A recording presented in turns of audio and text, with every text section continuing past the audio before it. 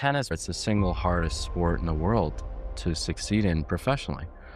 You have to be a great athlete, so you have to have great speed, you have to have great endurance, you have to have the mind of a world-class chess player. Like, there's just nothing it doesn't ask. There aren't world-class players that aren't smart out there. It doesn't exist. If you look at the first final Aryna played, I think she double faulted 6 times against Rybakina.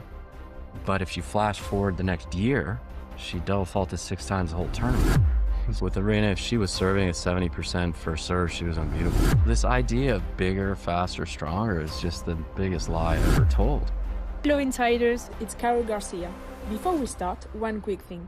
If you enjoy this conversation, hit the subscribe button. It's the best way to help us grow and keep bringing you the players and coaches you love. Thank you so much.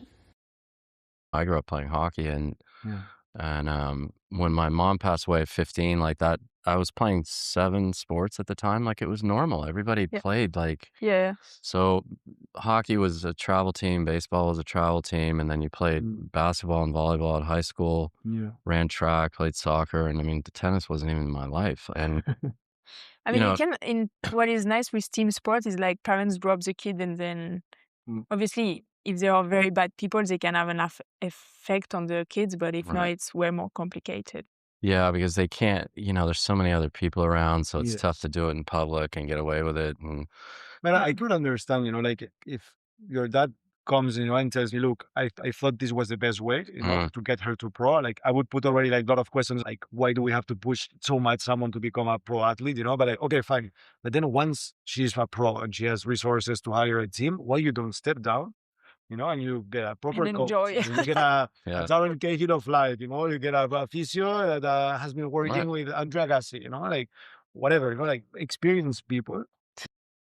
Yeah, but I think, like, it's usually narcissism on someone's part, right? And they're living somewhat through someone else's life. And this idea, first of all, like, if you're putting that concept in a child's head, like, you're going to sit there and tell me that Alcaraz at 13, when you watch him, he's a good player, he's a good kid, he's bouncing around, he's a good shot maker. You have a crystal ball to show he's going to be #1 in the world? When I was helping Brandon Nakashima, we played him on clay like years ago, right? And look, I thought he was good. Of course, like, good athlete, like, you could see the markings of, big forehand, but he wasn't serving very well. And to say he was going to be #1, no chance. I thought that. And I would say the same with Yannick. Right. But look at the difference that's happened now in terms of the way they play, and in the men, like, the men's game now, it's just, to me, it's just absurd, the level that they're hitting the ball with, and the margins, of victory are just so small. I mean, Carlos was a point or 2 from being out in Australia. Yeah, for sure. And obviously Yannick was. So it's the differences are so small, and the chances that somebody can get into this.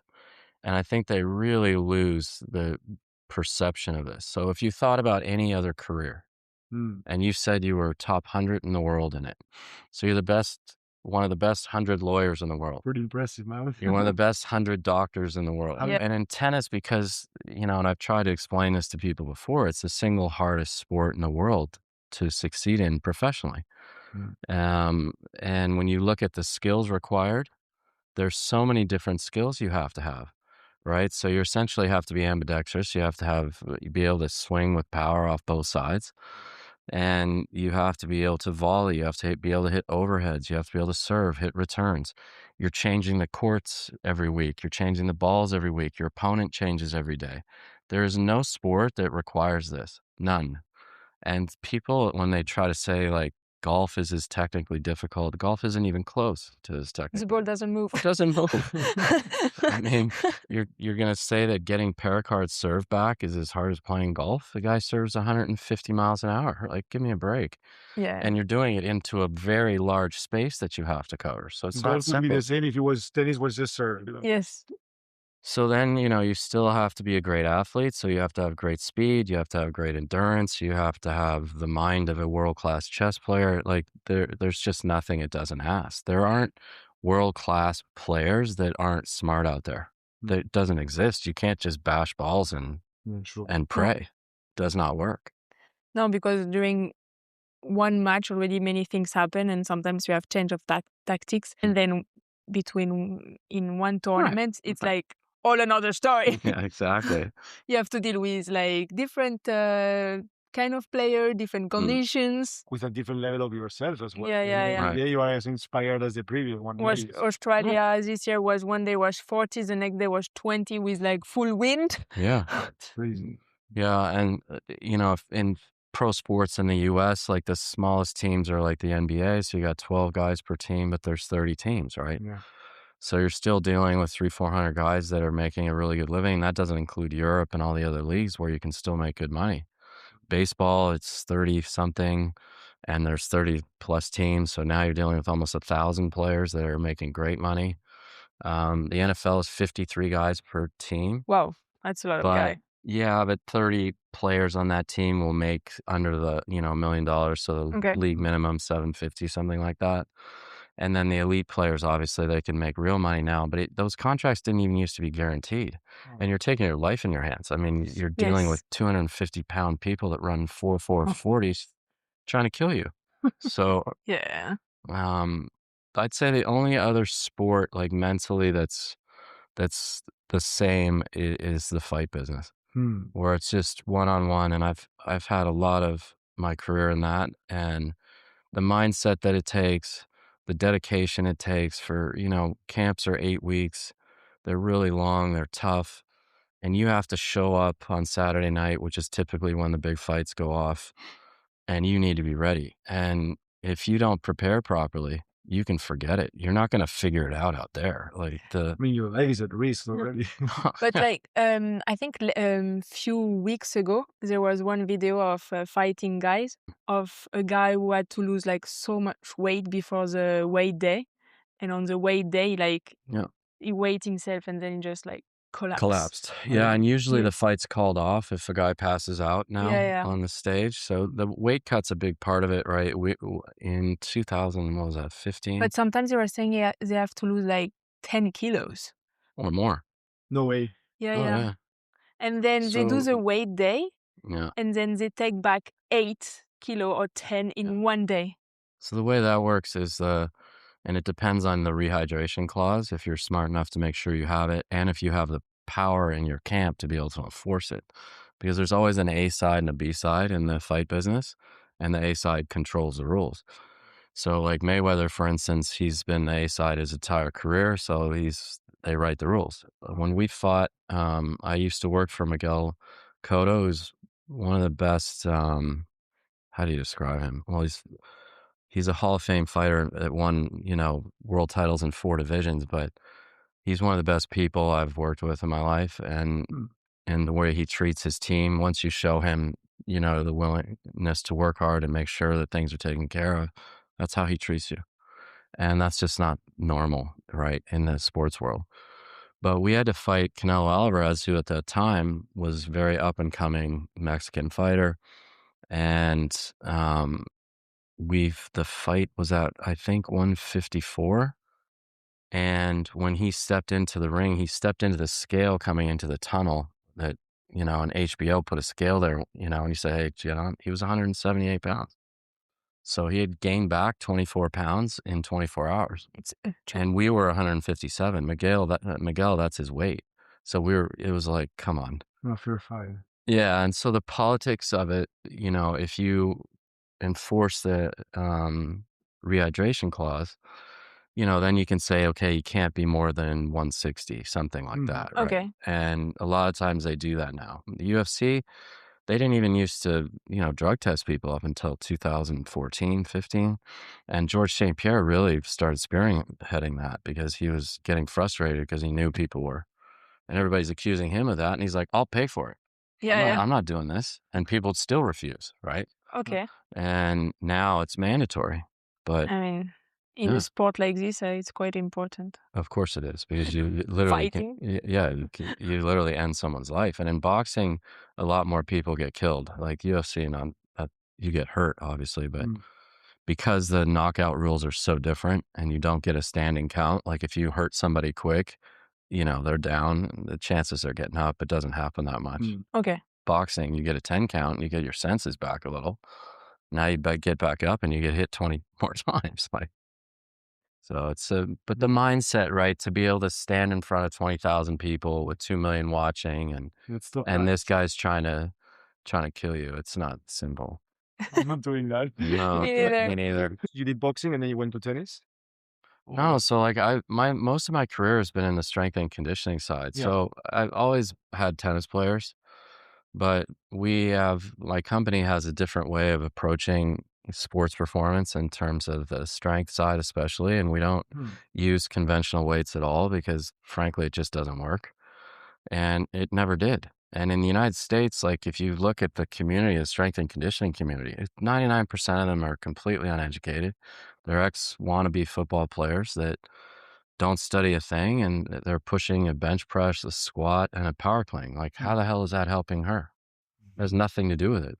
How is that addressing her flexibility or reaction time, her lateral movement, all the things that dominate tennis? Tennis is dominated by lateral movement. You know, straight ahead speed helps here and there, but it's the least important part of your speed, right? And so what we were doing is really, because, you know, as an athlete myself, that was quite fast. And when I was in high school and like that, nobody was really pushing weightlifting. And I spent 6 weeks, you know, squatting. I couldn't dunk a basketball anymore. And I was like, I'm not doing this anymore. Like, you know, I'm too small. I'll get killed out there. And you didn't know why, but you just knew it felt like crap. And I'm not going to do this. And then you flash forward and started looking at how the Russians were training people, specifically a guy named Verkhoshansky. He wrote a book called Super Training, and they basically try to analyze everything from A to Z on how to train athletes during the communist era. And we took a lot of the principles that came out of that and just started applying it, and then started building equipment around it, or finding equipment that already existed that you could train people plyometrically with load. So the world is training people for force. So it's just, you know, pure mass times acceleration, when they need to be training people for power. Power is displacement. So it's force times velocity. And that is the ability to move yourself and your own body weight. That's predominantly the elasticity in your tendons.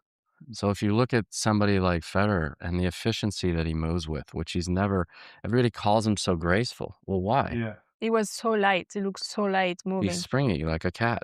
Yeah. That's the elasticity in the tendons, whereas Nadal was always forcing it, right? And phenomenal athlete, but doesn't have the same efficiency of movement, and it obviously cost him from an injury standpoint. But he also lifted a lot. So when you look at lifting weights, people believe you can grow muscle. That's just factually incorrect. When you start loading people vertically on their body, right? First of all, you're risking the spine, which is an S curve, and it's at specific risk at C7 and then L4, L5, where it's curved. So how you're going to take that risk to justify, you know, just increasing what's called concentric strength, if you have other ways to get power, right? Because when you have weights, the muscle grows laterally and radially, right? So if you think about a pec muscle, and I start benching a lot, it grows this way. But the problem with that is when I go to serve and I go to throw something, it actually has to stretch longitudinally and then release itself, right? So that it can actually roll the arm forward. So you're doing the opposite thing you need to do to improve the elasticity of it. You look at Federer's upper body, it looks like a toothpick, right? Yep. But super powerful because he knows how to get the torque of his spine to accelerate his arm, whether it's off his forehand or off his serve. So you have to get super lucky, I think, with who you run into as a coach or as a player, with the right coaches when you're young that actually have knowledge. They aren't just following what everybody else is doing. Yeah, and also like as a kid, it's even more important because like as a kid, if you start to lift weight very early when your body is still growing and you're not prepared, it's even worse. Well, your body's 60% water. So it's an enormous risk. And remember, the epidemic of soft tissue injuries we have now did not exist when I was playing high school sports. We didn't have people tear their ACLs, their Achilles tendon. This stuff just did not happen. But if you start thinking about it a little differently, in that your body is, you know, predominantly water, and I vertically load it, and I vertically load the joints. The joints, your knee, for instance, has 4 primary ligaments that hold it together. You keep it moving, the tibia from going forward, from back, and from side to side. There's 4 of them. And if you increase the weight load on someone, so let's say we increase your body weight. Yep. So you go from, 140-pound woman to now 180-pound woman, and you're all muscular and everything else. You're carrying 40 extra pounds of weight on the same exact ligaments. Yeah. Yes. It's a stress. It's no different than your door. And that's another example I've used 100 times. If you take the mass of your door and say it's 25 pounds and it has 3 joints holding it to the wall, right? Well, if you triple the mass of the door and start swinging it quickly, you think maybe those joints are going to pull out of the wall? I think they are. They're not built for that. And so this idea of bigger, faster, stronger is just the biggest lie I ever told. And Federer being, you look at his posture and his balance and all these things that are so important to athleticism. The strength, there's 9 types of strength. Which one are you training? That's what you have to start asking. So when you change direction, that is plyometric movements, right? Your feet are not in constant contact with the ground. When you're squatting, your feet never leave the ground, right? So it's all concentric force. Well, how a human produces strength once they start moving and change direction is completely different than we're trying to move an external load. And then they'll say, well, you can convert it from that strength to this one. That is physically impossible. So now is like certain measurement tools are coming out, right? You can prove that if you lift as much as 20 pounds too much, your power gets cut by about 80%. Because the ability to move it quickly changes so drastically. This will eventually, you have to have the right ability to measure it, to prove it. And that's the problem in the strength business, right? Everybody's got an opinion. Yeah. Yes, there is a lot of not data. Yeah. There is a lot of different opinion in How can that be possible? Yeah. Your shoulder and my shoulder are built the same. So is his, right? So if you're trying to look at human anatomy and how it works, it's not a debatable fact about once a person starts moving, how they produce power out of each step. That can't be different for you and me. We can be different in terms of how well we do it, but it can't be different. So if we do the same thing, we will be able to improve the same. No, so that would imply that everybody could be Usain Bolt. Yeah. Now, obviously, talent, coordination, but athleticism is a learned behavior. Yeah. You're born with it. Yeah, okay. By the time I was 16, I was the fastest player in the country in hockey. But at 5, I was put in ballet class. At 6, I was put in figure skating. I was not allowed to play hockey. At 7, I was finally my first organized team event. And I won the scoring title that season by double because I could skate and no one else could. So is it talent or is it the environment and the training that I was put into? Why do you think there's like such a lack of professionalism or like data-backed exercises in such a like high performance and a sport with so much money as tennis? Well, I mean, now you're opening another can of worms, right? So I think that if you look at a lot of the coaching things that happen out here, that there's people that develop personal relationships with their player, and they become emotionally dependent on them. They're not providing elite information to be able to help them. So they have, because this tour is such a crazy, example of you're traveling somewhere every week, these people can, become your friends or whatever it is. And, how are you going to find people that want to do it? Right? Because it's not easy. And I think there's a major gap in terms of where do you look at, people's credentials, their experience, or is it you just like them and keep them around? I mean, you were on tour. Why do you think there's such a gap? Because if you're looking at it from my standpoint, right, it's you. Like, I've always been a fan of yours from the day I met you. I've always tried to encourage her and everything because you're such a phenomenal athlete. And, as a coach, you're looking on, and I'll give you my 20-second analysis, right? you were playing too tight, like muscularly with your serve. If you could have been a little bit looser with your arms, it probably buys you another 5, maybe even 10 miles an hour off that. Technically, it's super solid, you know, very simple with the way you bring it up so it doesn't break down. Off the ground would get too aggressive and not be patient enough of when to attack. Great hands at the net. Like how many more things? And, you know, phenomenal mover. You know, you have all the gifts. So then as a player, you know, if you're in a situation of doubt, and I think that you maybe is the biggest thing, is that it's so much easier to believe that you can't be great. And to be great at anything means you have to fail so many times and not worry about it.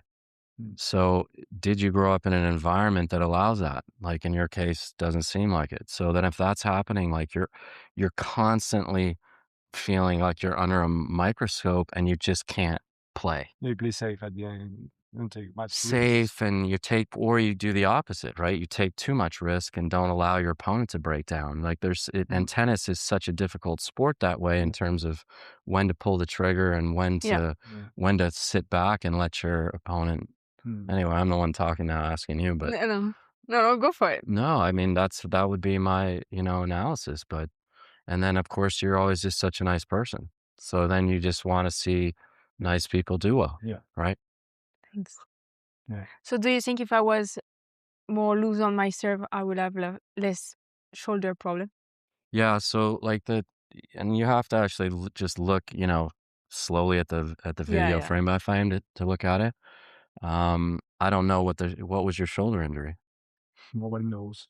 Yeah, it was not obvious, there's but no way I would know. I had pain at contact on the ball. So at contact. Yeah. But then, like on the scans and everything, nobody was seeing much. No, they were. Did they see something last time, but I don't remember. I'm not a doctor. But I mean, I've been through this 1,000 times. So.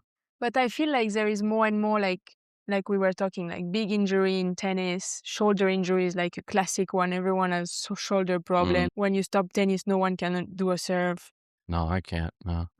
I've been throwing all my life at the cartilage, but things changed. Like for me, like up until I was 44, like I could still dunk a basketball. I was still super explosive, got hurt, and then it starts going the other direction. And you're just eventually the wear and tear, right, of what you're doing.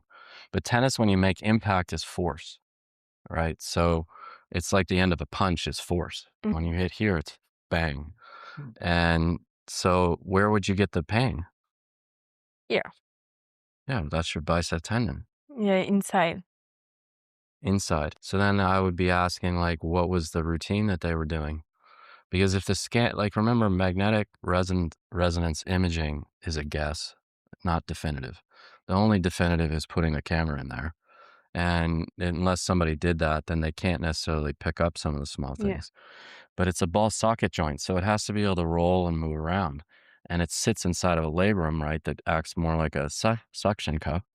And then the support muscles of the shoulder complex are quite complex for the shoulder. So then you have to look at how is the shoulder being treated in terms of, were you doing movements that are similar to your serve at high speed and different ranges of motion, different planes of movement. And unless you get lucky with someone that's great, then, you know, you're guessing. But, you know, did you do the right water therapy for it? Like, we have a whole protocol for that. And that because we deal with baseball. We got into that too late. Yeah, I feel like many other tennis players though. Yeah. I feel like at least I don't feel lonely in my problem. But it's just like, it feels lately in tennis like there is way more injury and there is way more people who need like a break or cannot like play the whole season. And but the season's insane. Yeah. And like, how does it make sense? Like, think like our season started the last, you know, Thanksgiving in the US. So that's the last week in November. That's when our new season started. Yeah. Because we're in our preseason. Yes. And that was the entire month of December. Got on the plane the day after Christmas, went to Australia, played the United Cup. Right from there, we go to Australia. We have 5 days, you know, to get ready for the tournament, to play that. You come back, And now we're here. We had 3 days in Florida. And now this is the way it's going to go until Thanksgiving next year. There's no other sport that has this type of physical demands that doesn't have a 3-month off season. So like our football players that we would train in the NFL, right? Their season starts in, what is that, August, and ends, if you get to the Super Bowl last weekend. But they then have like 2 months off, and these guys, they would come back like, no, I got to get ready for the next season. I'm like, Jesus, man, you've been in like 200 car wrecks in the last 4 months. Go rest. Yeah. Like you want to last, because the average football player lasts 2.5 years in the NFL. You can't stand it. Oh, you can't. No, it's a revolving door. And when you're looking at the genetics of these guys and the speeds that they're hitting people with, it's insane. And the fact that somebody doesn't get killed doing it every year is shocking. So for tennis, like again, 4 different surfaces, right? Different balls all the time. There's so many components that don't allow you to try to stay healthy. So if you look at your body and what you're having to do, right? You're having to swing overhead a lot, which isn't the most natural movement for a person. And obviously the multiple impacts off both sides. You have multiple impacts for your legs, your body. So it isn't just one thing that you have to look at it. You have to look at it in its totality. Do they have the necessary power to be able to move themselves properly for 3 hours in women's tennis if they need it?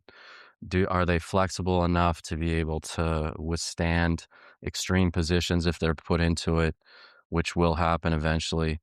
And do they have muscular balance throughout their body? Because if they don't have that, A, it's going to affect speed, but B, it dramatically impacts injury rates. And then did somebody properly evaluate you?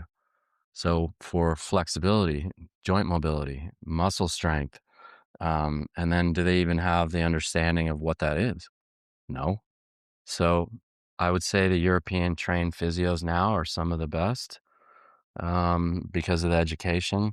But like you take my wife, for example, who's a physical therapist, has her master's in physical therapy, has her PhD in physical therapy, has 15 years of practical experience from children to the highest professional levels in the world.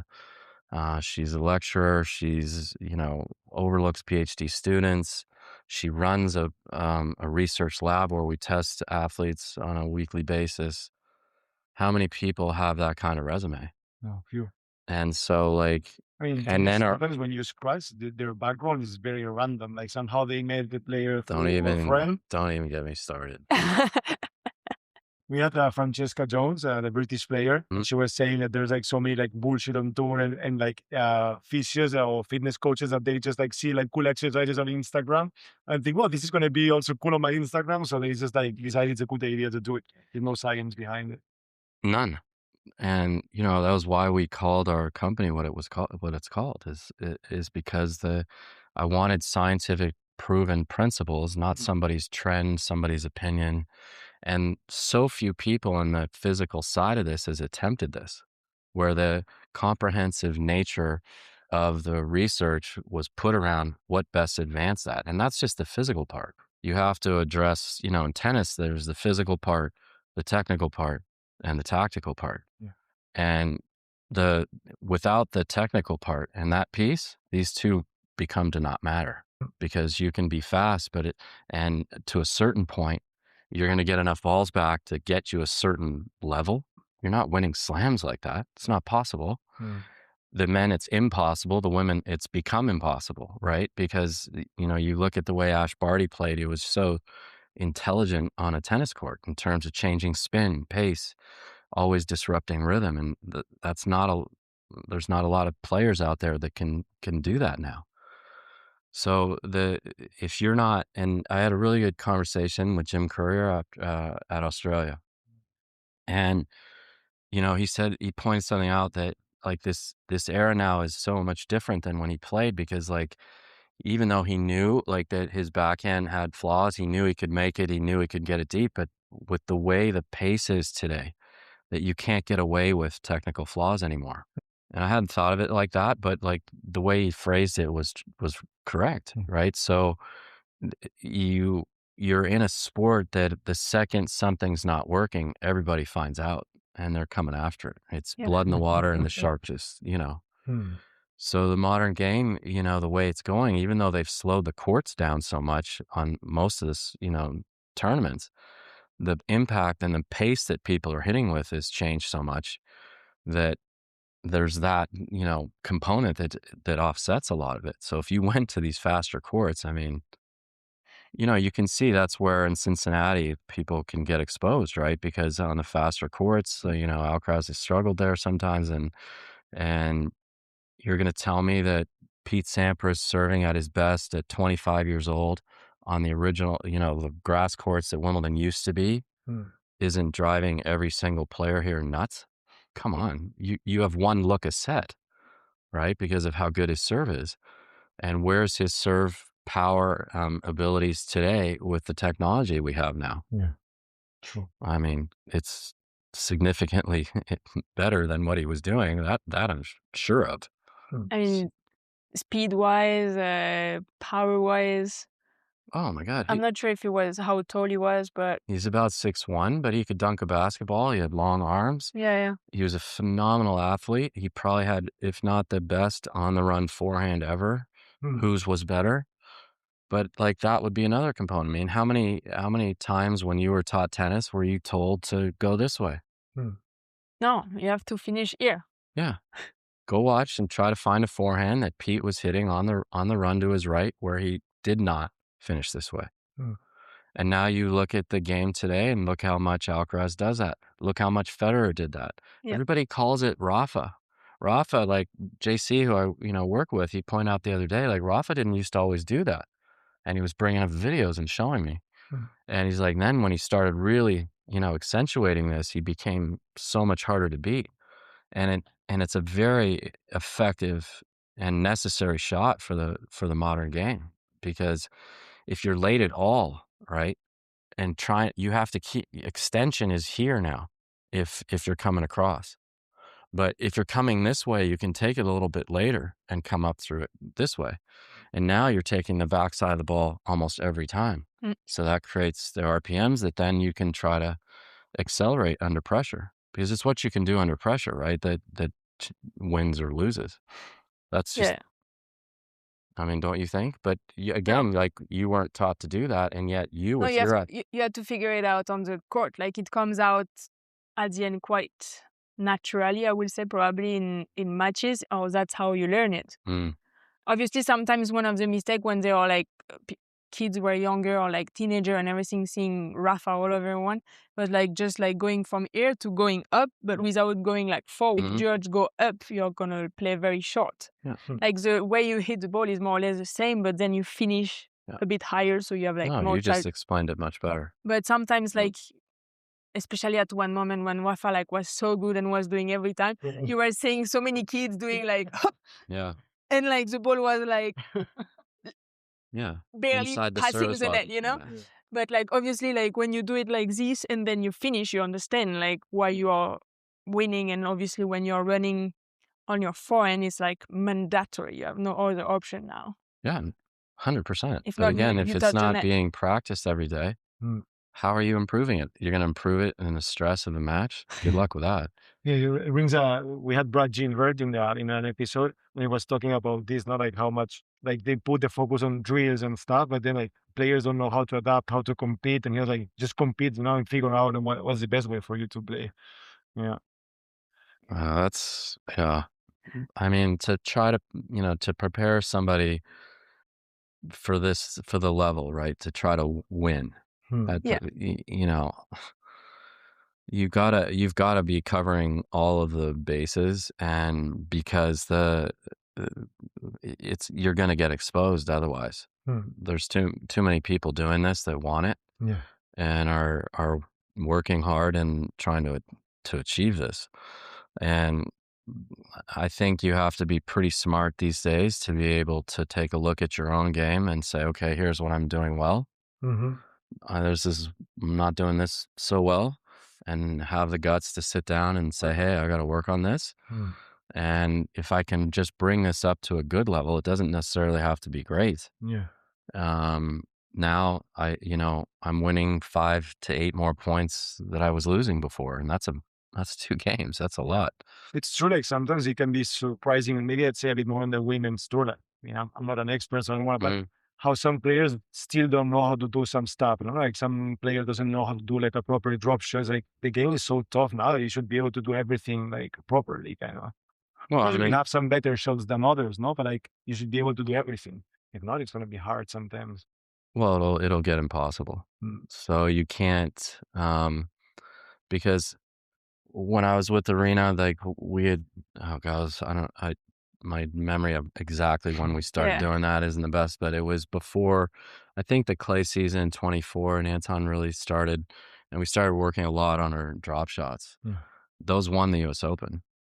That and the ability to go this way, because she didn't really use that shot then that much.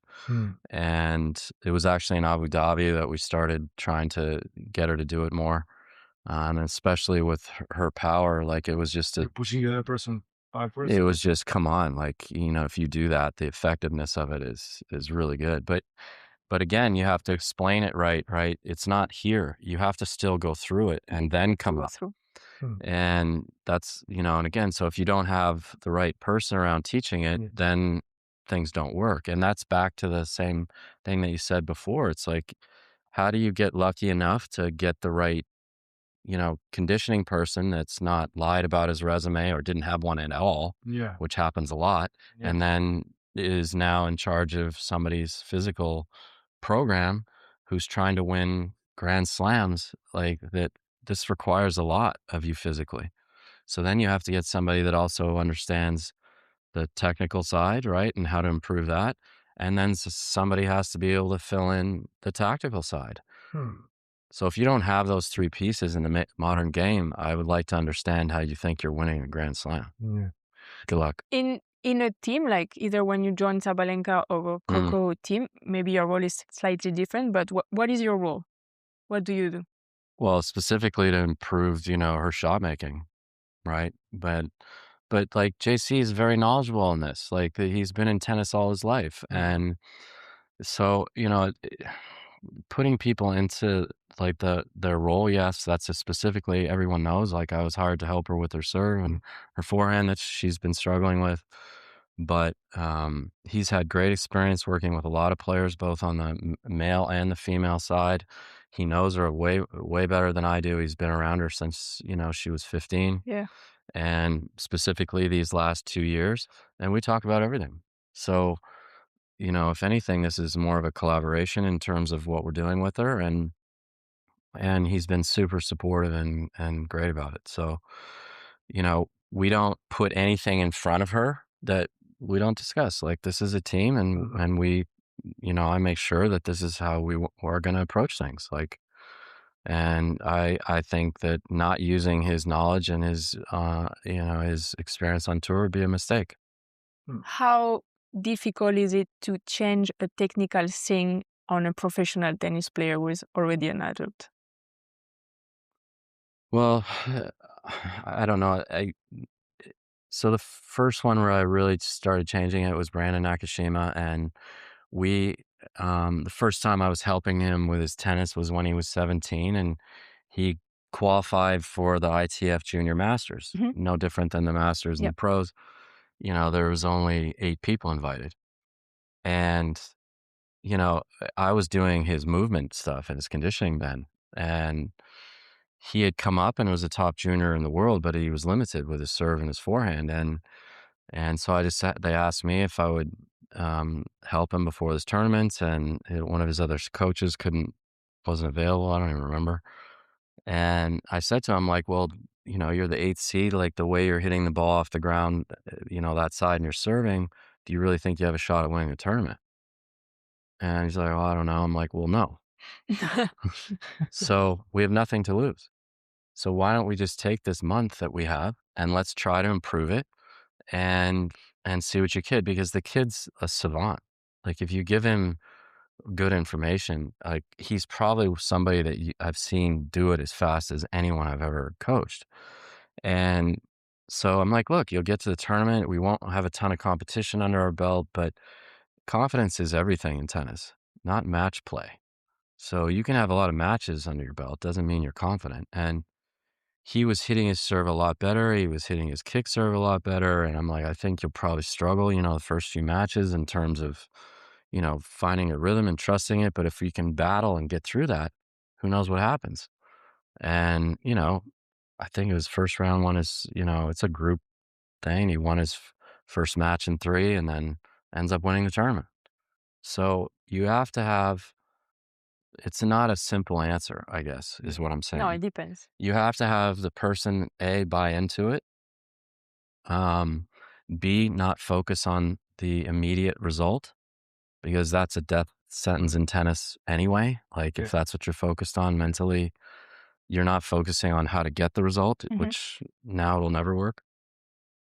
And there has to be a certain level of physical ability, right, to be able to execute it. So when we work in the combine business, or I have for a long time, you have to have a certain physical ability that allows you to run a 4-4. Just because I teach you the right running mechanics doesn't mean you're going to run a 4-4.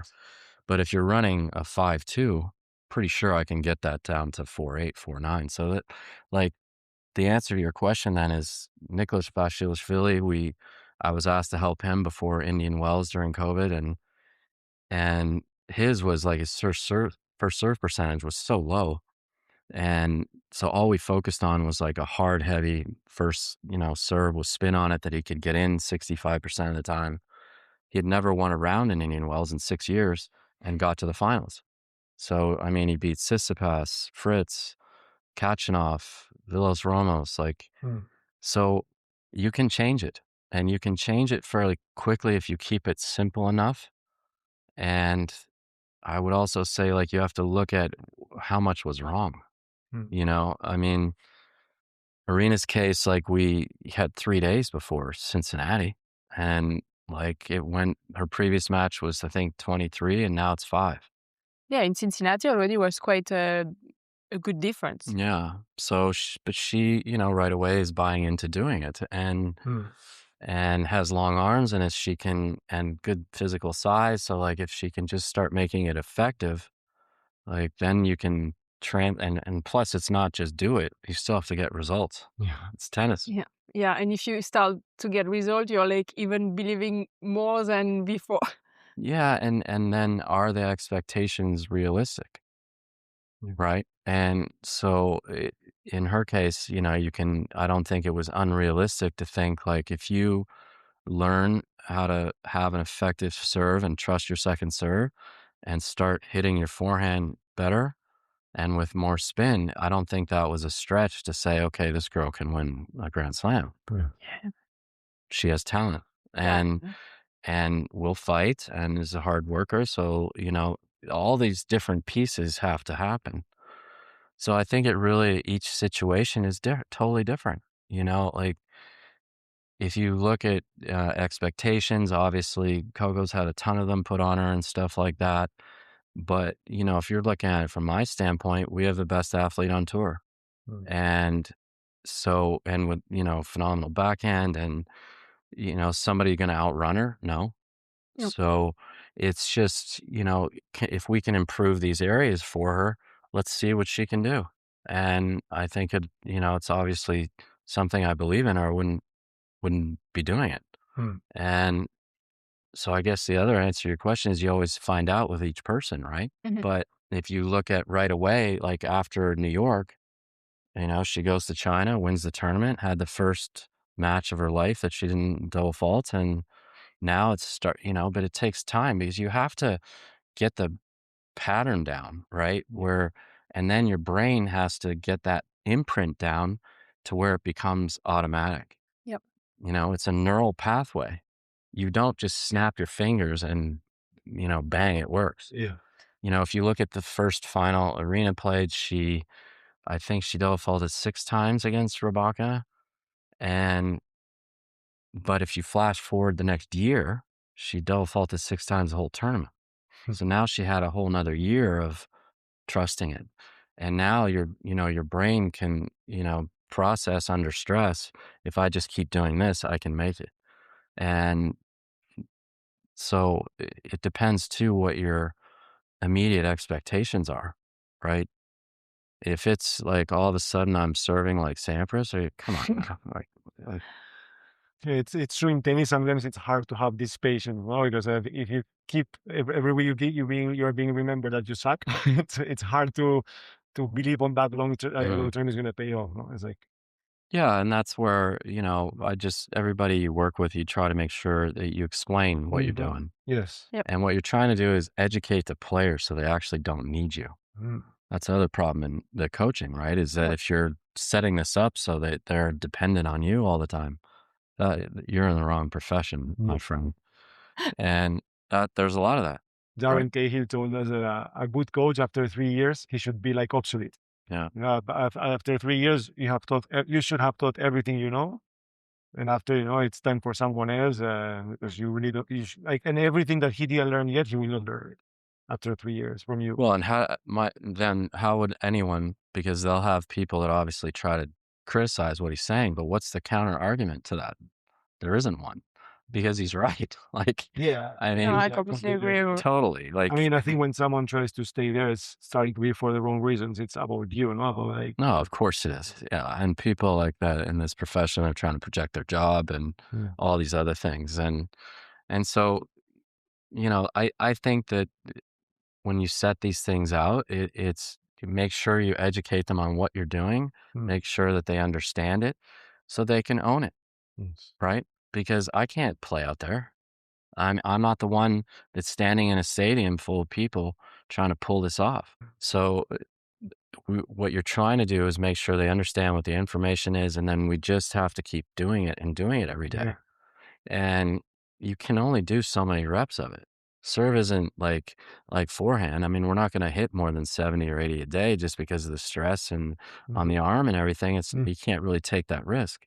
So multiply that number, right? So in a month, if it's 70 or 80 a day, what are we getting here? 500-600 a week, 2,000. So maybe in a year, it's 20 something thousand total. So, then you can look at the end of the year and go, is this pattern improving? Right. But I just love listening to this BS that you see with people. Oh, this is a 5-minute fix. You have to be a functional moron to believe that. So, and to make it automatic, it's repetition. Of course. So, who I learned so much from in the coaching side of things was Freddie Roach. Now, Freddie will go down as one of the greatest boxing coaches ever. He comes from the streets in Boston. His whole family fought. His dad was a street fighter, and Freddie actually was the best fighter in his family, man. He'll tell you not even the most talented, but he was the smartest. And what was great about him is once he got done, because he got diagnosed with Parkinson's in his late 20s, right? And then, not unlike what everyone else does, okay, I was a boxer, now I'm a boxing trainer. He went and worked for Eddie Futch, who was a great boxing trainer at the time, for like 5 years, learning how to actually train players or boxers. And so it tells you a different mindset, right? It's not, I already know how to coach because I did it. It's humility. Well, it's the humility to understand that playing doesn't mean you know how to coach and transfer information to somebody in a simple way. Yeah. And the fact that you just think you do because you played it, I think that that's an enormous arrogance. And when you look at most great coaches in sports in general, never. And because they had to think differently as to not only why did they fail. Some people learn more like with a feeling or like explaining, kind of like shadowing what the coach is telling you. And some player needs to be like super precise and accurate on like, you need to do this. And then if you learn one way, like teach it to another person, it's impossible. Right. Yeah.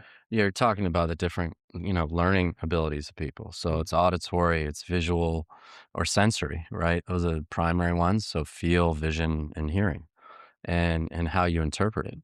And one of the things that's a death sentence for any athlete, right, is that if you're thinking through how to do it, because if you're doing that, it can't possibly be an conditioned reflex or automatic, like you were saying. And you have to, and that's the struggle in terms of trying to change technique. Because in the initial stages of it, right, we have to address it that from a technical standpoint and specifics, like your arm toss needs to be here. Your right elbow, obviously, it has to be at a certain place. Like you just can't serve without these things. Yeah. And they have to be spoken about and addressed, but you have to get them to a point where they're externally focused on just the task. In other words, I'm down break point in the third. I'm hitting a hard, heavy spin first serve out wide that's going to jump. I'm focused on the task, not the how, because then my brain's locked into a solution to beat my opponent.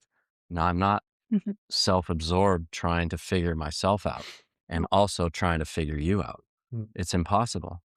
That's the trick of this, is when do you say something, when not to, and you have these brief moments, right, where you can try to help somebody in a high stress match and things like that, that hopefully can give them something simple to focus on. And that was my point about Freddie. So when our first fight we were in together was in the Home Depot Center in LA, and it was with a guy named Ruslan Provodnikov, who they ended up calling the Siberian Rocky. Okay. And he was fighting Timothy Bradley, who was world champion. So we have a world title fight. It's my first experience with him.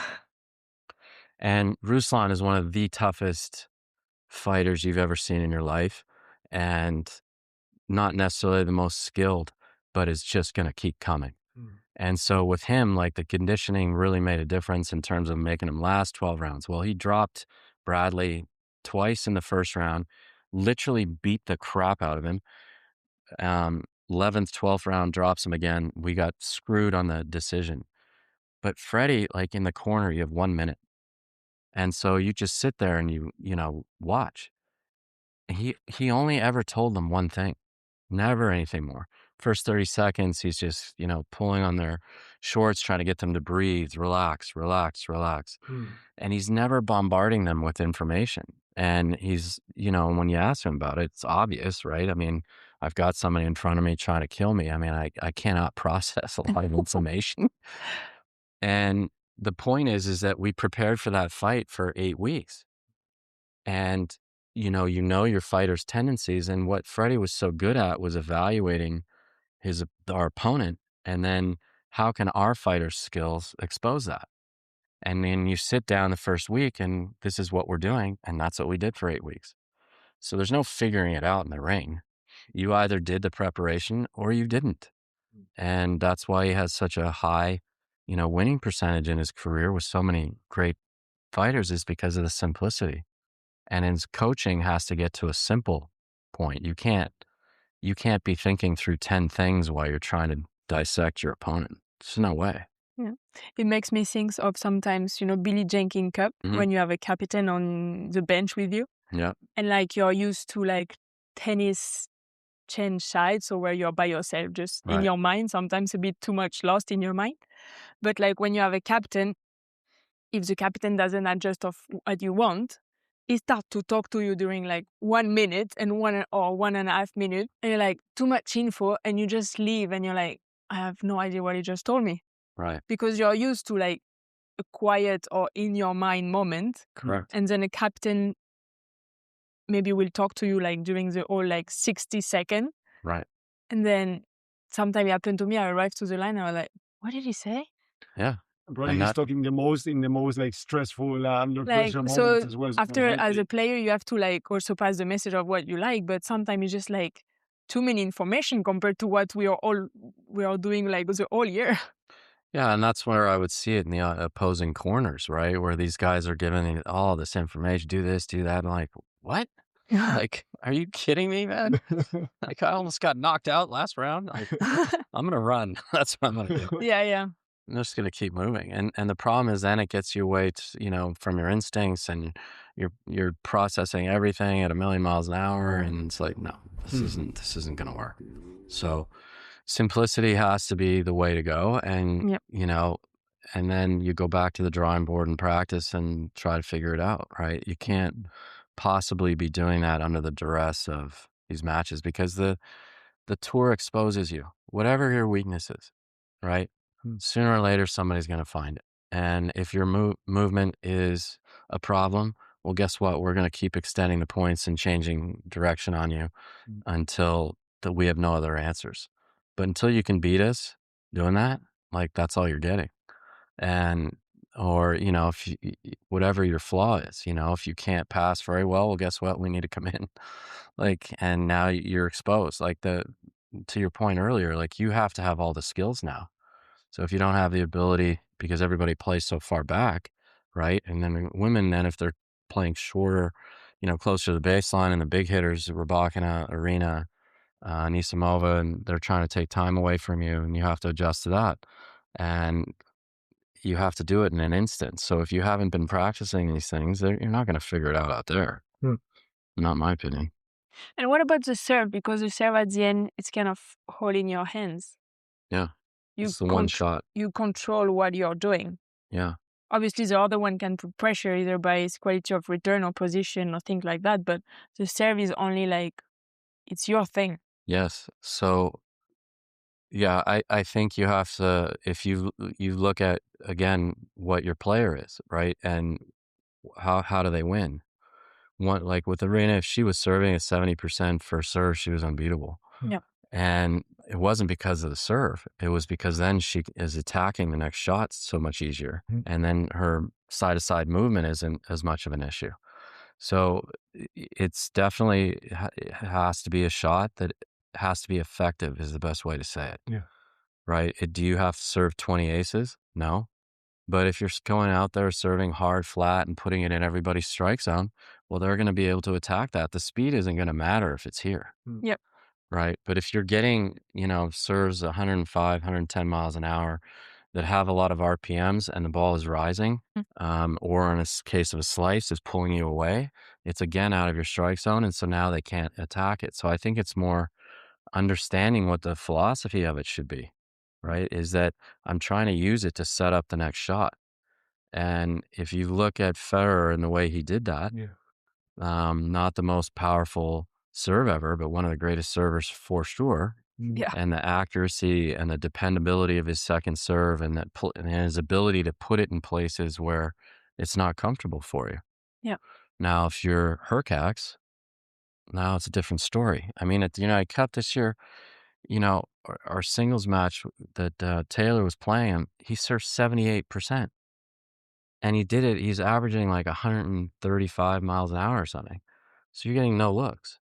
Yeah, right? So again, but 78%. how many people can serve that hard, that big, with that much spin for that long? Yeah. It's not a lot of people. I mean, this percentage is insane for the speed of the serve. I think Agassi is a great example because he had good movement on his serve. He was accurate. It never broke down. His second serve was super dependable. And for his game, like, that was as good as it was going to be. But he had a great hold rate because it set up the next shot for him. And if he got you moving, now you're dead. Like, because he was so accurate the last, 7, 8 years of his career, and he could accelerate off both sides, and he was putting so much pressure on you. So it has to be used. Too much now. And the women, I think it's just hit it as hard as you can. And now I hit a second serve. And if I don't ace you, well, now I'm under pressure. It flips the narrative, right? Yeah. And this is a game of applied pressure and who can do it longer. You don't win it. There's no home runs in tennis. It doesn't work like that. So just going for these hard, flat aces right out of the box, like, I think Rybakina, because of her, her height, the effectiveness of her second serve, the mechanics are good. Like, she needs to keep going for it. Like, because when she's on, it changes everything, right? You can't break her. So now you're under so much pressure to hold all the time. So again, it comes back to the player that you are and what are your other skill sets, because you can't, you're not going to turn, Rybakina into Paolini and Paolini not into Rybakina. They have different gifts, and it doesn't mean one can't beat the other. It's tennis. That's the beauty of it, right? Is that it's a game. You do this, I do that. But if it just is in your mindset is just who bashes it harder, well, then in that case, Paolini should never win, right? But then that doesn't actually account for her athletic ability. She has a great forehand, competes really well. And actually, I love her serve motion. I mean, one of the best for her size. She improved it a Improved it lot. so much. Yep. So Yeah, you take away, you look at it as a coach and in its totality, and what are the other things we're trying to do here? That's how I would answer it. I like it. It was a good answer. Yeah. Oh, thanks. What advice would you give to young players trying to make it on tour? Number one, stop worrying about that. Yeah. And really work on your development. So this sport is 100% skill first, physicality and tactics, and they're in that probably that order. Um, without the skills, you're not rising very high because the skills will get exposed. You can't just, to your point, just keep getting balls back short. No. The women finish them like now. This is a different era. The ball striking is elite. So, for instance, with Anisimova, if you sit a backhand to her, she rips it. You don't see the ball anymore. No, yeah, It's gone. no. So, like the skill levels, same with Coco. She's great backhand and great retriever, and so you're, hurting her off the backhand side is not going to happen if you just put balls back. It won't. For me, the philosophy you're trying to establish in a player is really that 85% rule, right? It's your 85% of power with, 2 feet over the net that has a lot of RPMs, fully, accelerated, that I'm hitting to large targets. Yeah. And my ability to repeat that, right? And I can do it cross, and now I can go line with it when I need to and keep them moving. It's not our 100% shots that win slams. That's not how it works. And the first slam that Aryna won, if you watch the real stress points and how well her forehand held up, hitting it with shape, that's where you knew the change had happened. So that to me, for young players, that's what I would be saying. Really don't focus on the result. It's easy to say that. Focus on what's going to improve the things to get a result. And don't show up every day doing the same thing. It's a recipe for disaster. And don't be afraid to address the things that aren't working. Because if you don't, they're going to catch up to you anyway. And you may have some temporary, success, but it's not going to withstand itself, right? And in any sport, you have to have, nowadays, you have to have weapons, right? Your forehand has to be able to withstand a barrage of power, flat, high balls getting up on you, and you have to be able to adjust to all these things. If you can't, then that's what you're going to get dealt every day. Same thing on your backhand. So for me, it's 100% focusing on the skill. And the problem is you're almost always in an environment that doesn't do that unless it's abnormal. Yes. Because either your parents are pushing the success, because tennis is such an expensive sport to do. So there may be a lot of pressure coming at them that way. I mean, I think for me, it's 100%, when you look at Tom Brady and what he accomplished, right? One of the worst physical talents, if you looked at it that way, coming out of the draft, and you're not looking at all the other intangibles he had, because he then took the very things that he was supposedly not good at and made them exceptional. So was he ever going to win a sprint contest? No, but it got better. And his ability in the pocket to move up side to side and evade was exceptional. But when you look at how much he practiced it and the perseverance it took to overcome it, how many people have that? Sure. And then it's you look at his decision making and all these other things, because, I work in all these sports, and you have to have a certain confidence. Like in football, you're putting the ball into windows like this that are moving, right? Baseball, at least it sits still. And you have to have, a decision. They'll have almost 4 reads of who to throw to, and it's bang, bang, bang, go. And it's like that. And if you hesitate, you're dead. And then if you miss, it's even worse, right? So the complexity of what they're doing. So if you don't have the throwing accuracy, you can forget it. It does not matter that you want to do this. You can't. You're not hitting your spots. Yeah. And my point to saying that is that tennis is the same. You either have an effective big serve or you don't, right? And if you don't, you have to focus on improving it. You either have an effective big forehand or you don't. You're going to tell me that you're going to beat Sinner and you don't have a forehand that can hurt him? Yeah. How are you doing it? you can't. He's going to out rally you. He's going to hurt you off his. So what's your answer? Like, Sinner has to lose that match. Yeah. And how often does that happen? One time per year. Yeah. I mean, it took the best player in history to knock him out, and it was in 5 sets over how long? And then everybody goes, oh my God, what a shock. I mean, come on. Like, Novak's abilities and his mindset is not normal. His work ethic is not normal. His approach, like, I'd say learn from these people. Like, what are you missing yourself? And it's just such a hard conversation, right? Because we're so afraid of not making it or keeping our success going or all the things that kind of got us to this level, because maybe we never really thought we could get there, right? Now it's like, oh God, how do I stay here? The smart ones are trying to get better. Yeah, we had Jessica Pegula on the podcast, and she said that she tries to be driven by getting better every day instead of just obsessing on results. Yeah, and I mean, obviously, I know Darren pushes that narrative with Yannick because I speak to him about it. And it's one of the things you always try to do is like, we're not going to talk about the results or what we're after. We're just every day trying to improve and hopefully that gets us, results. And that's part of the problem too, because it's a results business. Yes. And like, that's where it starts going. Like, hey, at some point, how do you change this out here where it, essentially in the women, what is it, 30, 40, maybe 50 of them make money or whatever, and that's not sustainable. How do you market this better, especially when it's a sport that's so popular in the world and yet doesn't have the same financial resources put at it like golf does? And, Tiger single-handedly changed that. Can that happen in tennis? I don't know.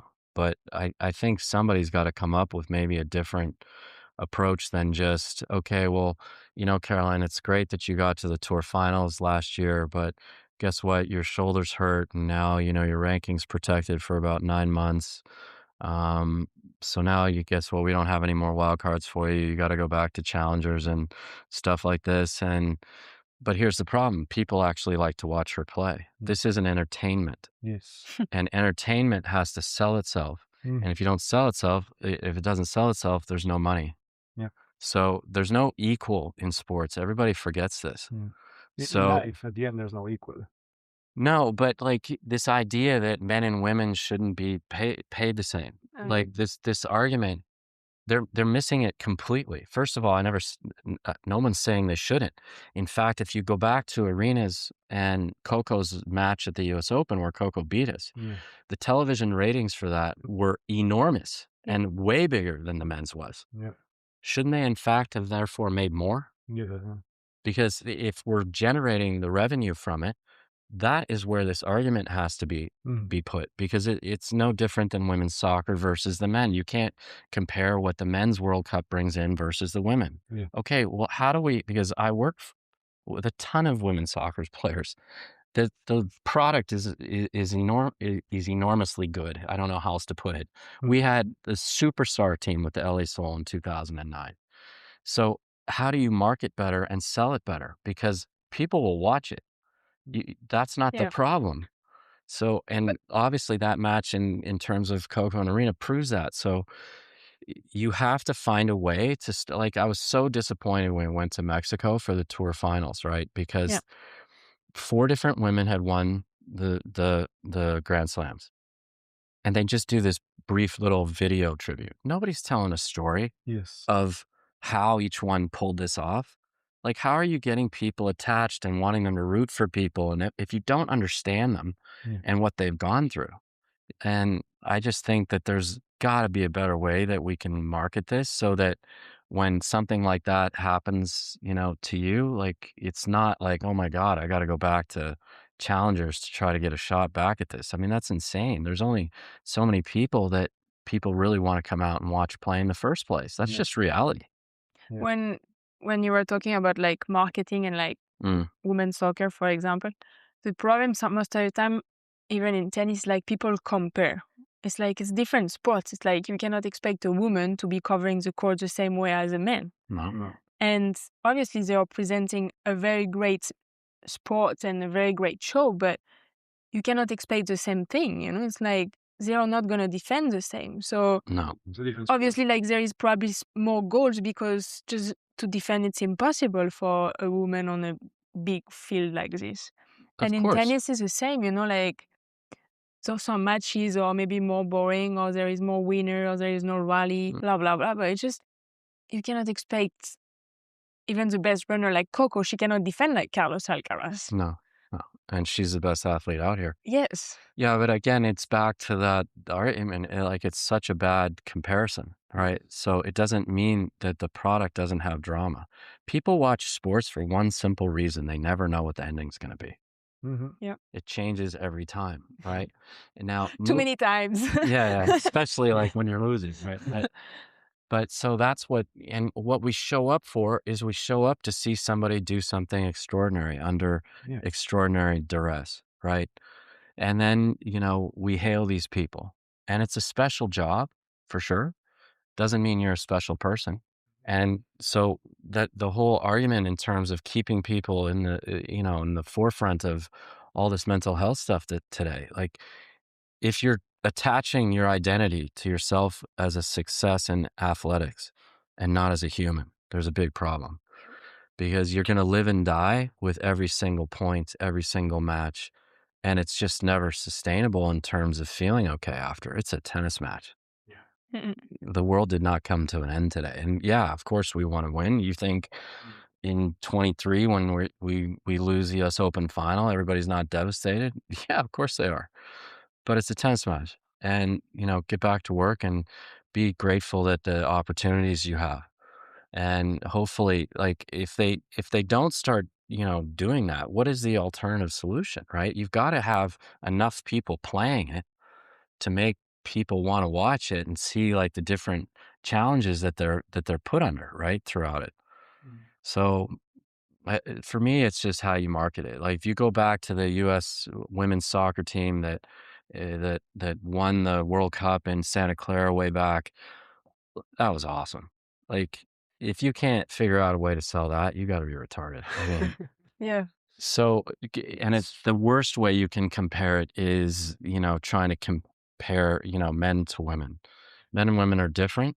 That never does not mean not equal. And you treat it differently. So what? Like, let's find a way, to do a better job of highlighting the people that are doing this, because I think if the public even had a clue the struggles these people go through, they would have such a greater level of respect because tennis tests you in so many, difficult ways. That's my answer to We had a good chat with Bob Moran, the tournament director of Cincinnati, about this. Like, we have to make a better job at telling the story of 35 in the world, because he's a crazy good athlete, almost as good as the top 5. But for a fan, it's hard to enjoy, if you're not like emotionally connected to this player. But at the same time, the tour, it's obsessed with 2 or 3 players. Right. So at the end, like, we have to do a better job helping these guys, explain their story, understand like how much work and how good they are, because at the end, like, there's no platform for these guys to. No. And golf did a lot better job of that. So, right, like the lower tour levels can survive financially. And I think until we find a way that, because if only 50 people can make a living at this, we're in trouble. And there has to be a pool, of a couple hundred, whatever that number is, and how do you sell it? And, like for us, like the United Cup was a blast. Like, I think it's a great concept because, you know what, we play our singles match and we go in there, and in a week we know we're playing 3-4 times. And I like, preparation wise, what would be better than that? Going into a slam. Why aren't we doing more of this? So and the team side of it, which I really enjoy. Christian, our doubles player, played awesome, and he just won the Australian Open doubles 2 weeks later. And does anybody even know who he is? Like, it's and how good he is. It's to your point. I don't think, like, the difference in the men between 100 and 2, it's not a lot, man. No. And any given week, you're going to have people challenging that. And so there's a total lack of understanding of what the skill is and the talent and again, like, and then pushing that, format of what's the best way. It's entertainment. Yes. So how can you attract more people to watch that? I think that's the #1 question that has to get answered, right? Because even now at the slams, like how many people are watching the doubles events? Mm, Do you not think much. it's a lot? I don't think it's a lot. No, it's I don't think it's a lot. No. So is I that mean, I think doubles outside of in US, But, like, it's a not non-working business. right? Right. but again, like, but when you have like a United Cup thing, you know, where you have like famous players playing those doubles or the mixed Now event, they're watching. a mixed event in US Open, like everyone was it. So it's like, you know, like let's make those guys like stars that let's share their stories. Mm. People will, if you have a human connection like with that guy, you will want to watch him. Me, when I see a tennis match, I don't know who is playing, you know, like I tell her, I need to pick sides, you know, like, because otherwise there's no fun, you know, like, Right. yeah, maybe a very nice shot, like, wow, that was nice. Otherwise, you know, Yeah. I'm Like flat. in football or things like that. Yeah, I mean, so, but it helps to know the person, the player, you know, like their story. Like, I think the ATP, the organization, like do much more work on sharing this personal side. And that's But also then why those I podcasts- think to your point, then you got to get somebody in that thinks completely outside the box that actually isn't from tennis. Yeah. And looks at it from a completely different lens. And that's why also we have like 200,000 downloads per month, you know, because people love to be for 1 hour listening to their favorite players, sharing about their life, their journey, or their relationship with their dad. People like that, you know, like, and for the tour, it will help them. The more connected and How many do you have? 200,000 Oh, downloads per wow. month. Yeah. It's growing. But again, because like at the end, people want to see who's behind the tennis player. So how does this whole podcast business? You don't have to even turn this off. I'm curious how No, this no. whole thing works. Because you have to get sponsors, right? So I So mean, you can do it by yourself, and then obviously, like we started like organically and just like doing on every platform, so Spotify, Apple Podcast, and since beginning of last year on YouTube, which is the one growing the fastest and the more like crazy. And yeah, like after you have some company you want to work with who can sponsor and do like ads in the podcast, and yeah, that's it. Well, that's awesome. Congrats, guys. yeah. It's good to see nice people But at the end, succeed. it's that like people want to, of course, they want to see a good match, but they also want to hear and learn from from their players. So, but then the tour is not doing anything. They're just putting them right after the loss on a press conference to show the worst version of the players, who then gets like hated, so they close even more and they don't want to share their story. You're just don't Yeah. even get me started on that. Yeah, you're seeing. Well, I have an interview at some point I did, and I don't do very many of these, and it was after the U.S. Open, we had lost, and then Aryna, you know, got back, you know, the small warm-up area for match prep in New where York. she destroyed her racket. Yeah. And I directly asked them, I'm like, so you have to have a camera in here? Yeah. And Same what's as more, like, who chose to leak this? Like, and I said, and then they did something else. Iga had lost, and that she was sitting in the hallway, you know, right before you walk into the warm-up area at the end, right? And she's sitting up against the wall, got her racket bag next to her, just really upset, right? And somehow somebody with a camera goes in and zooming in on it. Really? This is how we have to sell this? No. Like we've all played her. You're going to tell me Iga's not out here trying to be the best she can be? She's trying to be the best she can be. She can't be left alone for 5 minutes after she has a devastating loss. Like, this is your entertainment. Okay. Yeah, it's No, and like, I mean, same that happened to Coco in Australian Open at the end. It's just like you have no more privacy to be yourself or to be like human. It's a tennis player, not a Big Brother participant. Yeah, it's just human.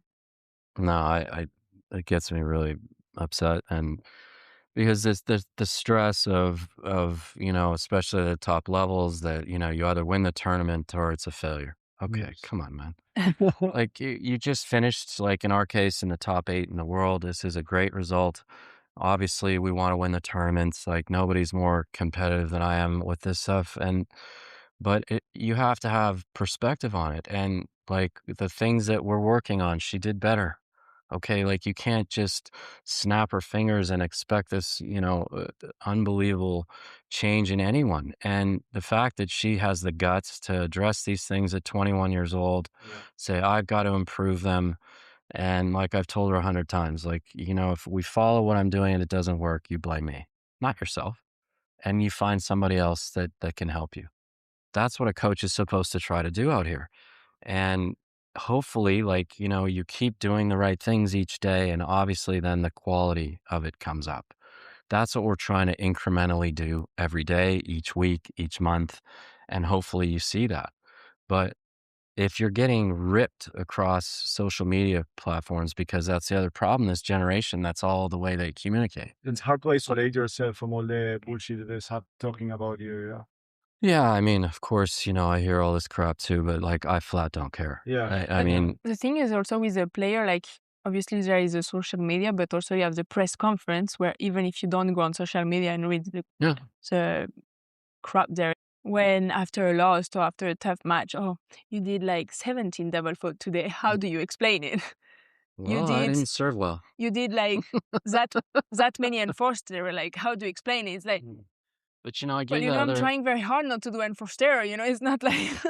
Yeah, it's like, I set out today and, I was hoping for a minimum of 16, 17. So I achieved my goal. Yeah. So, I mean, it's just, Coco has a couple of good answers. Yeah, when they asked about that, it was like, well, I still managed to win this match. I'm pretty proud of how good I am. It's true. It's true. She does. She responded like that.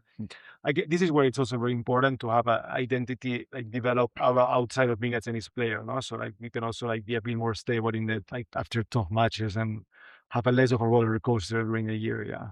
Oh, yeah. This is too hard. Like without it, if you're gonna, and it's hard, right? Because if you're competitive, you do live and die with each match. But I always was in awe of how fast, Federer somehow would just get back to work. Like, as a fan watching him lose the Wimbledon final to Novak 2 match points up, like I was wrecked. I was like, oh man, like I wanted him to win that, really badly just because of, that point in his career where he had turned everything around and improved so much and to get that close. And, how did he do that? I mean, it's, I just met his parents at Australia for the first time, and it really told you a lot about the person he is, right? Because they're both so humble, so genuinely nice. And they're like, yeah, we just really stayed out of his tennis. We were really lucky with great coaches, and we just focused on him being a good person. And well, it worked,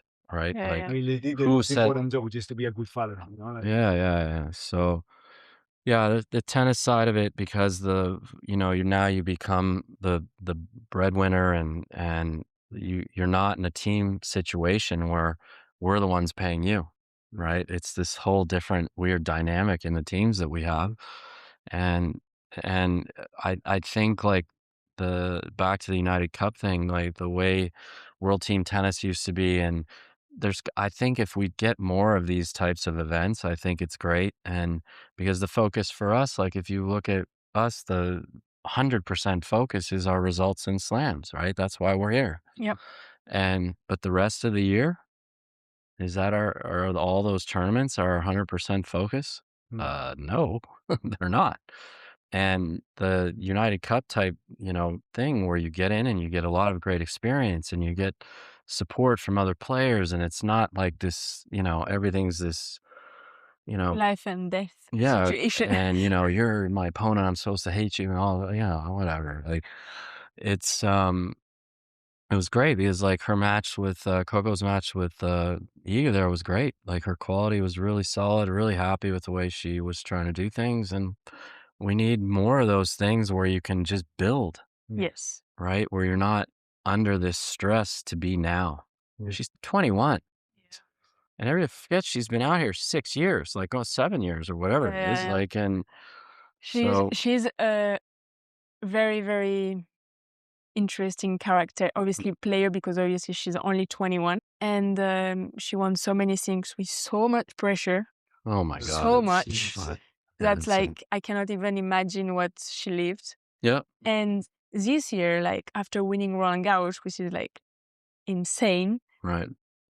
1 week before US Open, she chose to change plans to work on her serve because she believes she can do so much better. Right. But she already won a slam this year. Right.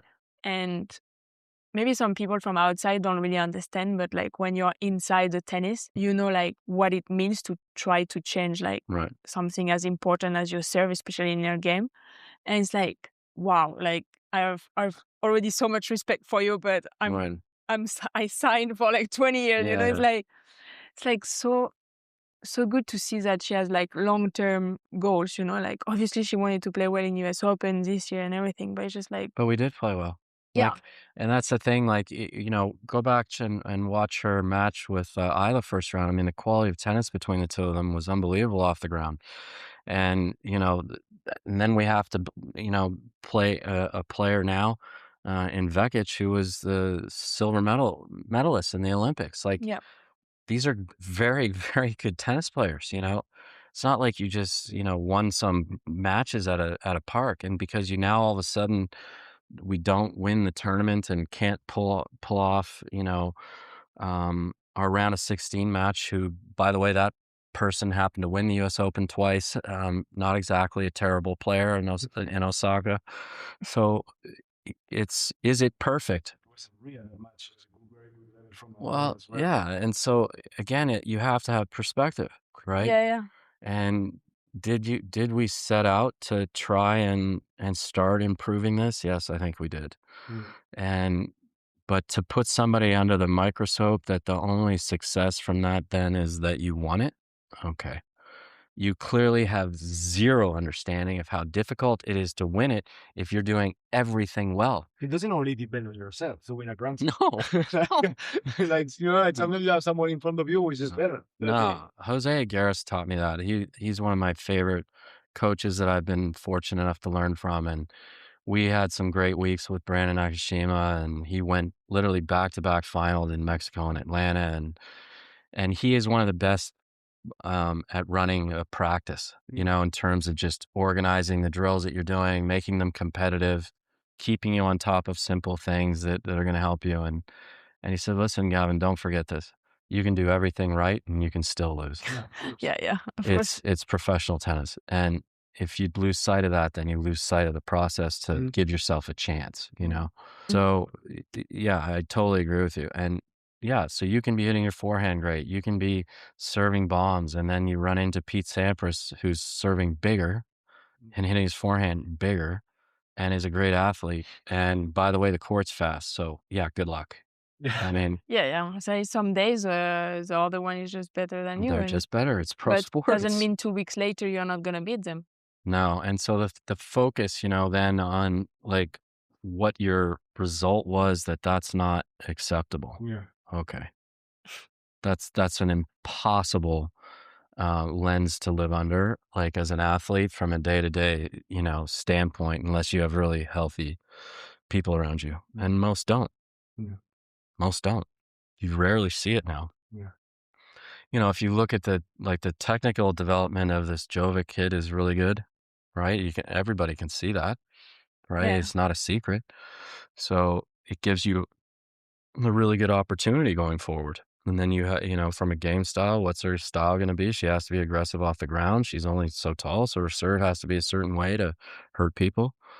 And, but from what you've seen, like somehow somebody's managed to develop somebody pretty well, in my opinion. Yeah. Yeah, it looks like she can do everything and mentally. And competes. And compete, and mentally she's stable. Yeah. On the court. But it's very nice to see her play. It's very clean. So I got a question for you then. So Me? yeah, what would be the number one thing like you would change about your career if you're 31 now? 32. 32. So you're still a kid. And if you were 18 again, and how would you because that's actually more important than anything I'm saying. I will say I have a better team around me with competent people who come from the tour, and work on a plan B in my game style. And what you were saying about Sabalenka, for example, where she was able to hit bigger target as fast, but like with more spin and like trying to move a bit more the play around. I think I would have been able to do it in my game style, and it would have helped me a lot to win a few matches most of the time in slams where I was struggling by doing a bit too many unforced error and kind of losing the game by myself. And yeah, I think that's kind of what stopped me. It's like I had one way to play, and yeah, why do you think you had one way to play? because I was taught I was not able to do anything else. By who? My father at the time. Yeah. Because I was good at like hitting the ball and everything, and yeah, I knew how to do it, but as we were not really practicing it in matches, it was not coming out. Not possible. Of course. Impossible. Yeah. Every athlete in the world falls to their level of preparation. There isn't a single one that rises to anything. It's not possible because you had to have done it to be able to believe you can. I was watching one match of you with Ivan Ljubicic, a great coach, and I don't know what you tried to do, like I don't know if it was a slice down the line, and Ivan said like, you haven't practiced this in 2 months, and you're expecting this to have to come in now, you know, like, so good. Yeah, like, I mean, it's just because I didn't, you know what we were saying earlier, like you practice, you need to learn to do everything, and you need to be a super complete player. I was able to do things, but yeah, sometimes I was not confident enough in some piece of my game, or for example, I believed I was not a very good defender. I didn't move very well. Wow. Yeah. So, you know, like, it's crazy.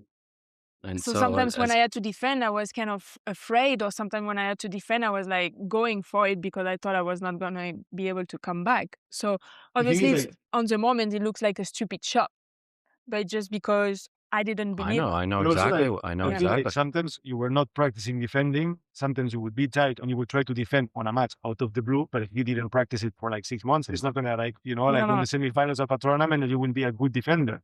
But that doesn't mean you're not a good defender. It's that you have to work for like to become one. Yeah, my back and slice, so my drop shot. You know, I had a good volley, so I was probably very able to like come out with the back and paddle, I'm sure it would be like one of the best drop shotters because paddle, you see, like the hand is incredible. Yeah, I'm sure. Yeah, you were always told.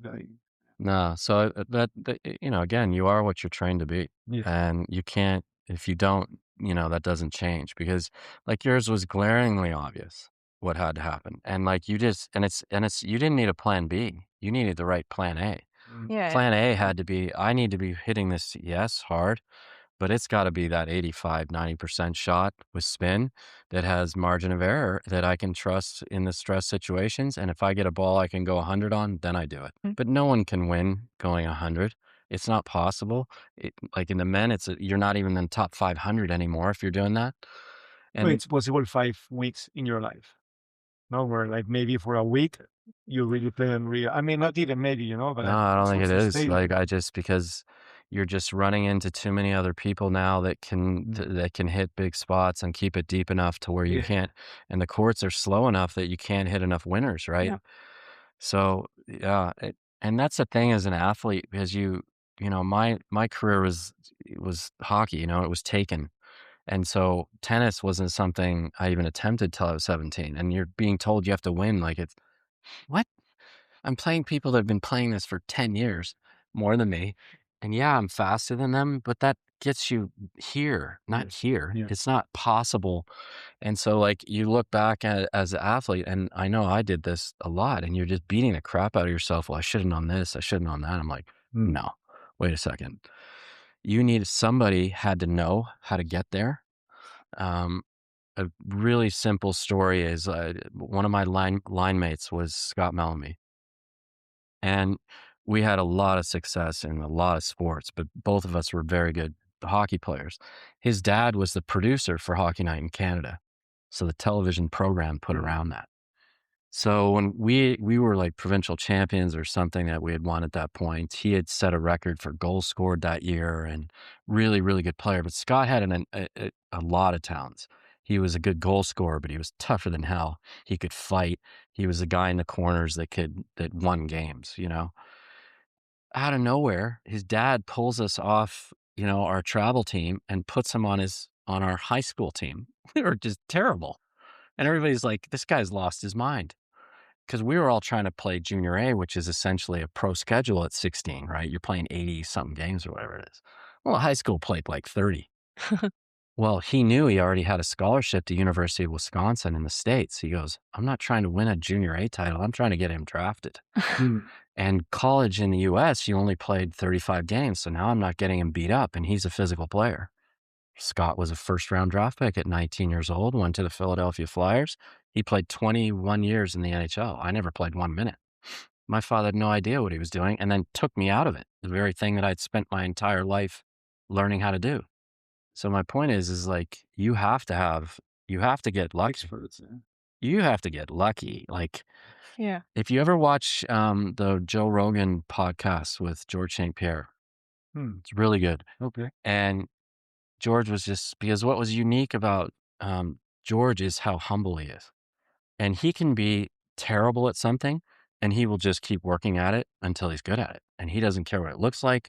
He doesn't care who's watching. Like, he does not care. He's going to master this. He, in the case of his wrestling, like, he went to the Canadian Olympic team. Teach me. And they'll tell you in the interviews, like, he was terrible, and then nobody can do anything to him. John Danaher, one of the best jiu-jitsu coaches in the world, he would take the bus to New York to learn from this guy when he was a garbage truck driver. Like, the perseverance of that mentality, right? Of, I'm just going to constantly improve, like, no matter what. And he has, like, because he was the one that always reminded me, like, in the fight business, everything's great till you get hit in the face, and then you go back to what you know, right? And what you're trained to do. It comes out like under enormous stress. So, like, all these aspects of learning, getting better, the things that really, like, matter. And then Joe's interviewing him, and he's like, yeah, George, I know, like, you're awesome at all these things, but the stars aligned to create you, my friend. And I was like, wow, what a great way to put that. Everything had to go right. Yes. Like, and it went right for him. And yes, because he made so many great choices, but the universe got around this one. Like, Yeah. and both things. yeah, you got to get a little lucky and and that's all it is with you. Like, how anybody can believe that you can't defend, like, that's insane, right? What was the first thing I said about you is your athleticism. Yes. Right? So if you're athletic, you can defend. And tennis has 3 aspects to it. We need offense, we need defense, and we need to be able to neutralize. They're 3 different things. And without doing all 3, then you're simply one-dimensional. And once somebody solves that, then there's no other dimension to win with. Yeah. Yeah, so it's interesting you put it that way. But again, sports is the only place where you don't necessarily surround yourself with experts, no? Because if you want to be a lawyer, you will learn from lawyers, like from 5 years in a row, whatever. You want to be a doctor, you spend 5 years with doctors. And in sports, you have all these parents and all these, like, maybe fake physios or whatever, who think they know better. Oh my God. We deal with it all the time. I mean, I deal with it with my company, where we have people now that, claim to have the same methods we use, and they actually know it better than I do. What? There's so 5 videos. Yeah, I mean, and then in that case, like, they go around somebody that then claims to have, done this or done that or been associated with my former partner, and therefore they know what this is. Okay. Sure. Right. No, you don't have a clue. And, have you spent a decade, preparing people for the NFL Combine? Do you know what that stress is like if you can't get these people faster and you don't get them drafted? No. So, methods and all these types of things are one thing. Being able to apply them, be able to communicate them to your athlete and your player is a whole nother thing. But because the conditioning side especially is so unlicensed, there's no standard of education that is forced. Doctor, either you're a doctor or you're not a doctor. That's it. Right. So therefore you end up with all these different philosophies, right? When that's actually anatomically impossible in terms of how humans work. It's impossible. You think there's, like, I think it's last question because we're getting too late. There's, like, athletes who are no. It was like super interesting. Yeah. Athletes who are more, like, susceptible to injuries, or they just train worse than others. I think you have to just think of it a little bit different. I think that there's definitely a genetic predisposition in certain cases, where people that don't necessarily have the physical capacity, you were pushed too far and then you wear it out. If you're looking at injuries, the way I look at it, Injuries really only happen for two reasons: impact, trauma. So in contact sports, you have contact. In tennis, it would be the contact of landing or something else like that. And then biomechanical dysfunction that overuse then causes an injury. So that's what happened with my hip. It was like a chain reaction of my toe getting hurt. I changed how I walked. That changed how my femur was rotating in the capsule. That caused arthritis within it. I was working 12 hours a day, not taking care of myself. And now 8 years later, the overuse of it caused a problem. But I was 50 years old by that point, right? And in tennis, so you would look at, like, if you take her physical constitution, you would say you basically have an amazing build for tennis, right? You're tall, you're long, athletic. So now if we're going to talk about injury prevention, we start with muscular balance. We start with flexibility, joint mobility, make sure all those things are taken into context. Then we start worrying about how explosive she is and how explosive can she be, and can she maintain that for 3 hours? Are these questions being addressed? Are they being asked of the athlete, and is she willing to do the work necessary to fix them, right? If you just hire somebody and assume that they know what they're doing, well, now you got a problem. Yeah. And especially at this level, because there's not a ton of room for error. So if the injuries come and it's serious enough, now you have to stop playing because nobody can figure out, your shoulder. And at the end of the day, like, the stress, the frustration, everybody's got their limits.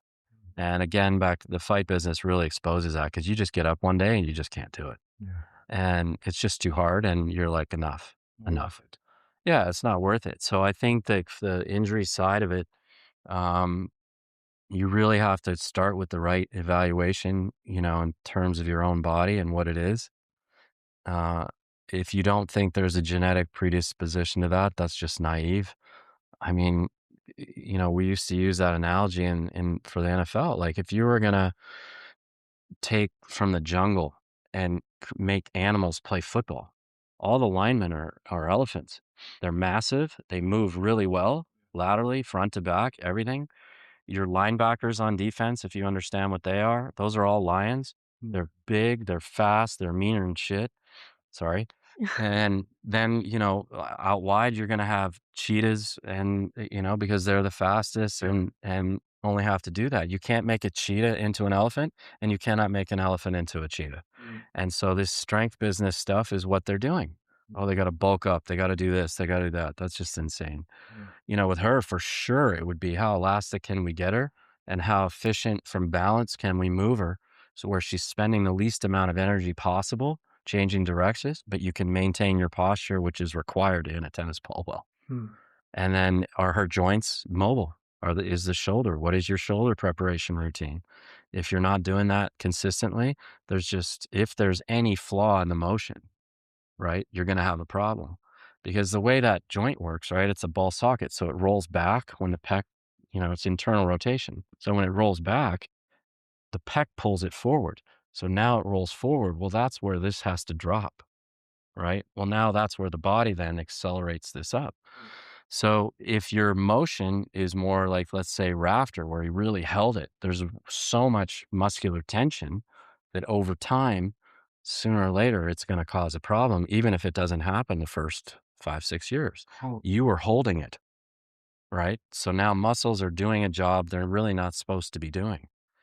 Instead of, if it was dropped a little lower and you can bring it up, relax, and as soon as it gets here, you go, then there's no muscular tension built into the motion.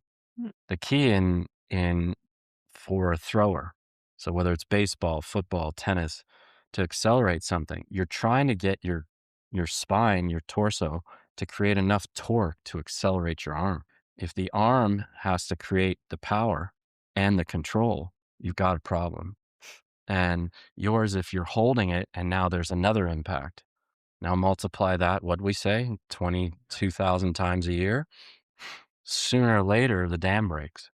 Does that make sense? Yeah, it does. It does. Because if you look at Federer's, it's just here, up, and go. Move, yeah. So this rolls back, rolls forward, release, rolls back, roll forward, release. Yeah. And it's so hard to perfect. It's not like you just go, oh yeah, okay, sure, Gavin. Easy. I got saw it. the video. We do like, whoop, whoop, whoop, and I'm then tired of watching yourself on YouTube and I go back on court and I'm not replicating. It's the semifinals of the US Open, no problem. no problem, easy fix.